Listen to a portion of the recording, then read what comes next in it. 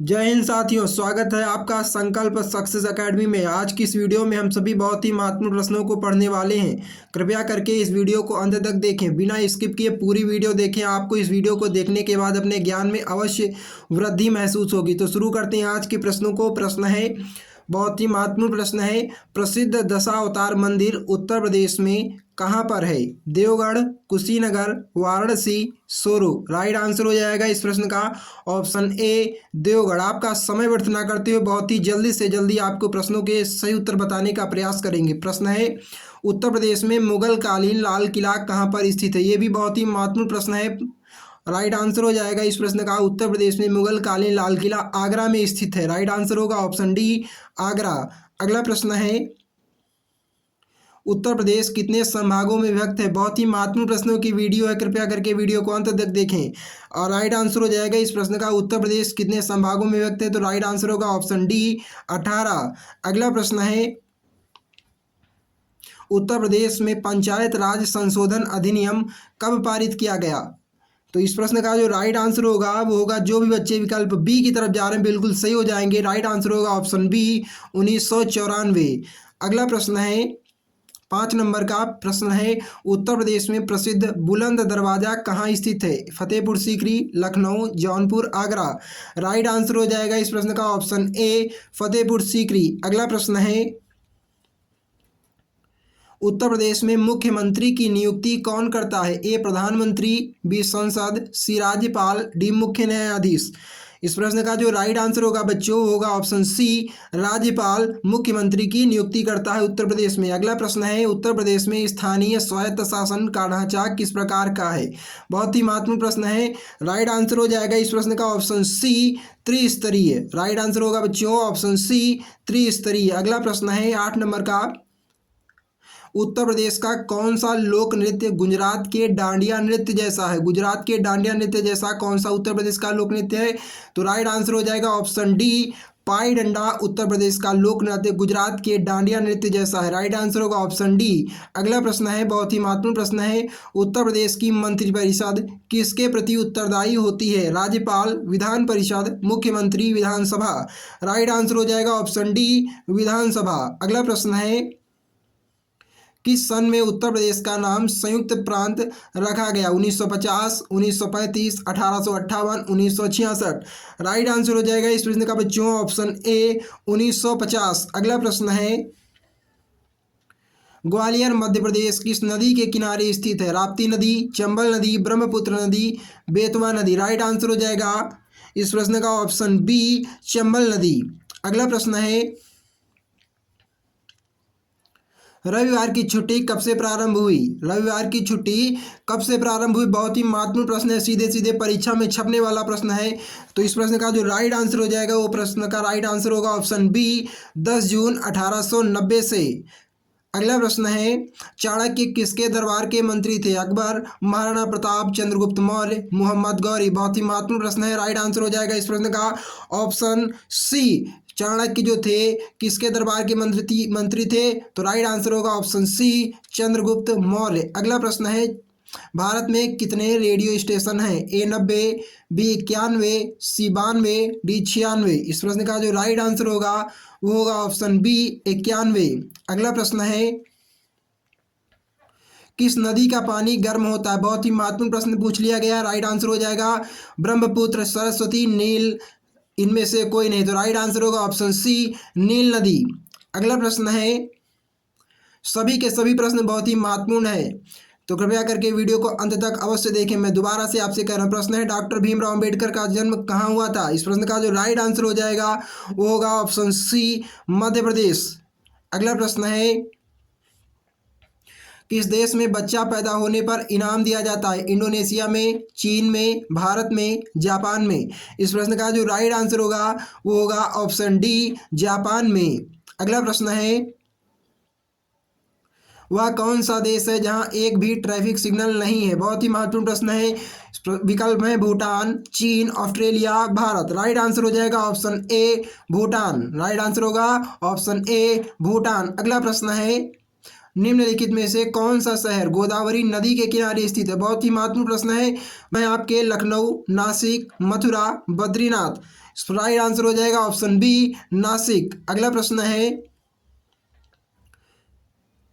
20 number का प्रश्न है, भारत सरकार ने राष्ट्रीय चिन्ह को कब अपनाया? आपका समय व्यर्थ ना करते हुए सीधे सीधे आपको जल्दी से जल्दी सभी प्रश्नों के सही उत्तर बताने का प्रयास करना है। तो इस प्रश्न का जो राइट आंसर हो जाएगा वो होगा ऑप्शन सी 26 जनवरी 1950। अगला प्रश्न है, संसार की पहली नोट किस देश में बनी थी? भारत, अमेरिका, चीन, जापान। इस प्रश्न का जो राइट आंसर होगा वो होगा ऑप्शन सी संसार की पहली नोट किस देश में बनी थी? राइट आंसर होगा ऑप्शन सी चीन।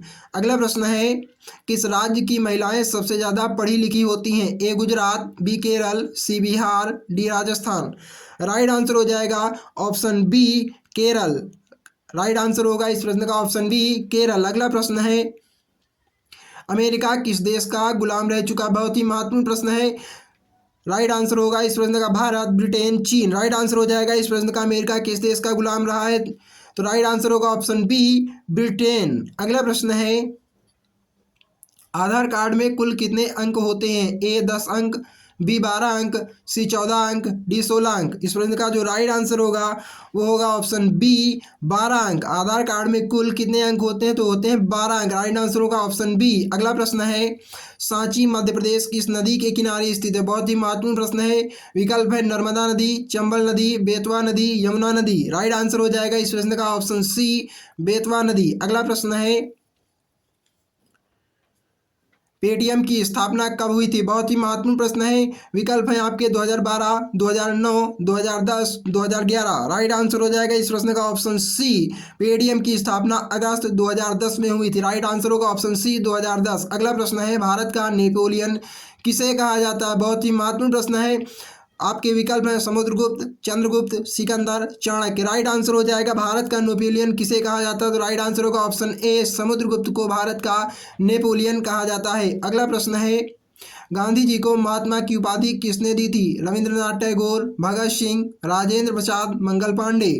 राइट आंसर हो जाएगा इस प्रश्न का ऑप्शन ए रविंद्रनाथ टैगोर ने महात्मा की उपाधि गांधी जी को दी थी। अगला प्रश्न है 29 नंबर का प्रश्न है, आराम हराम है किसने कहा था? बहुत ही महत्वपूर्ण प्रश्न है। इस प्रश्न को कहीं नोट डाउन कर लीजिएगा। इस प्रश्न का राइट आंसर होगा आराम हराम है किसने कहा था? तो राइट आंसर हो जाएगा ऑप्शन ए जवाहरलाल नेहरू। सीधे सीधे परीक्षा में छपने वाला प्रश्न है। अगला प्रश्न है, गौतम बुद्ध ने अपना पहला उपदेश कहाँ दिया था? ए लुम्बिनी, बी राजगीर, सी सारनाथ, डी बोधगया। इस प्रश्न का जो राइट आंसर होगा बच्चों वो होगा ऑप्शन सी सारनाथ। अगला प्रश्न है, अंतर्राष्ट्रीय महिला दिवस कब मनाया जाता है? बहुत ही महत्वपूर्ण प्रश्न है। इस प्रश्न का जो राइट आंसर होगा 7 अप्रैल, 11 जुलाई, 28 अगस्त, 8 मार्च। राइट आंसर हो जाएगा ऑप्शन डी 8 मार्च को अंतर्राष्ट्रीय महिला दिवस मनाया जाता है। अगला प्रश्न है 32 नंबर का प्रश्न है, भारत का कौन सा राज्य सबसे गरीब है? A Bihar, B Jharkhand, C Kashmir, D Rajasthan. Right answer हो जाएगा इस प्रश्न का ऑप्शन ए बिहार। अगला प्रश्न है 33 नंबर का प्रश्न है आपकी स्क्रीन पर, मनुष्य के खून में कौन सी धातु पाई जाती है? ए तांबा, बी सोना, सी लोहा, डी जिंक। राइट आंसर हो जाएगा इस प्रश्न का ऑप्शन सी मनुष्य के खून में कौन सी धातु पाई जाती है? तो राइट आंसर होगा ऑप्शन सी लोहा। अगला प्रश्न है 34 नंबर का प्रश्न है, मेट्रो मैन के नाम से कौन जाना जाता है? बहुत ही महत्वपूर्ण प्रश्न है। इस प्रश्न को कहीं अवश्य नोट डाउन करें। विकल्प है श्री धनराज, सरदार पटेल, ई श्रीधरन, डी रघुनाथ प्रसाद। राइट आंसर होगा ऑप्शन सी ई श्रीधरन को मेट्रो मैन के नाम से जाना जाता है। अगला प्रश्न है बहुत ही महत्वपूर्ण प्रश्न है, मनुष्य की एक आंख का वजन कितना होता है? राइट आंसर हो जाएगा इस प्रश्न का ऑप्शन डी मनुष्य की एक आंख का वजन 8 ग्राम होता है। अगला प्रश्न है 36 नंबर का प्रश्न आपकी स्क्रीन पर है, भारत पाकिस्तान के बीच कितनी ट्रेनें चलती हैं? ए 4, बी 5, सी 2, डी 8। इस प्रश्न का जो राइट आंसर हो जाएगा वो हो जाएगा ऑप्शन सी भारत पाकिस्तान के बीच 2 ट्रेनें चलती हैं। 37 नंबर का प्रश्न है, वन अनुसंधान केंद्र किस राज्य में स्थित है? ए राजस्थान, बी उत्तराखंड, सी मेघालय, डी त्रिपुरा। इस प्रश्न का जो राइट आंसर होगा वो होगा ऑप्शन बी वन अनुसंधान केंद्र उत्तराखंड राज्य में स्थित है। ऑप्शन बी राइट आंसर होगा। अगला प्रश्न है, महाभारत का अंग्रेजी भाषा में अनुवाद करने वाले पहले भारतीय कौन है? राइट आंसर हो जाएगा ऑप्शन बी किशोरी मोहन गांगुली। बहुत ही महत्वपूर्ण प्रश्न है, सीधे सीधे परीक्षा में छपने वाला प्रश्न है, जैसा कि हमने आपसे वीडियो के शुरुआत में ही कहा था, बहुत ही महत्वपूर्ण प्रश्न है।